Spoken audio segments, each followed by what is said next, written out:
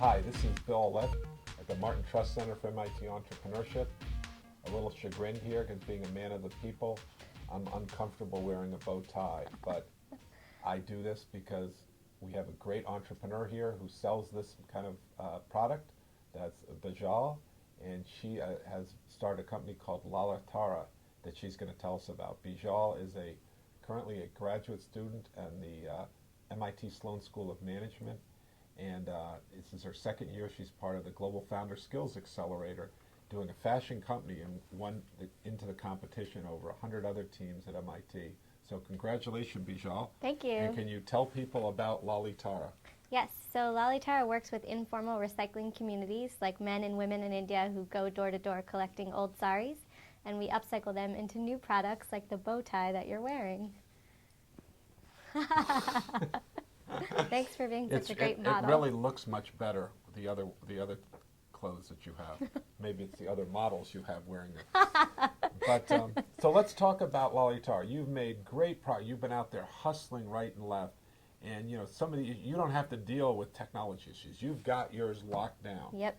But yours really is, how do you get this thing to be a sustainable business? It's a mission-driven business in some part. But how do you get this to be a sustainable business?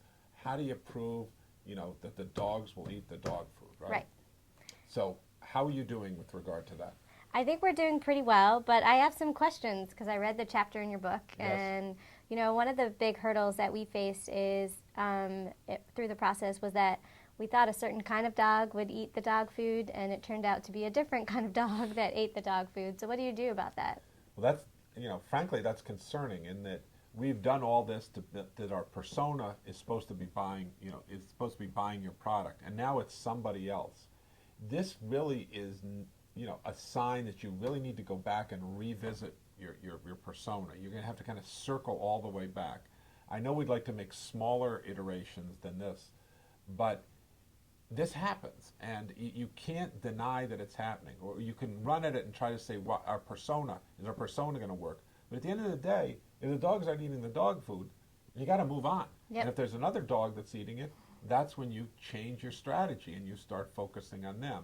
But now you got to circle back and you got to rethink your whole business again in the process, because you could just say, hey, they're doing it, they're buying it, so let's be happy. But you have to go back and understand the unit economics. You need to understand what type of sales channel you should be having, what's your cost of customer acquisition, because if you don't understand those, you can't kind of drive the cost of customer acquisition down and the lifetime value up. You need to build that persona and really, really understand them. So that's why the checkpoint is for the dogs eating the dog food. Yep. So that's not all bad. No. If no dogs were eating the dog food, well, that's a bigger problem. Great. Thanks. Okay.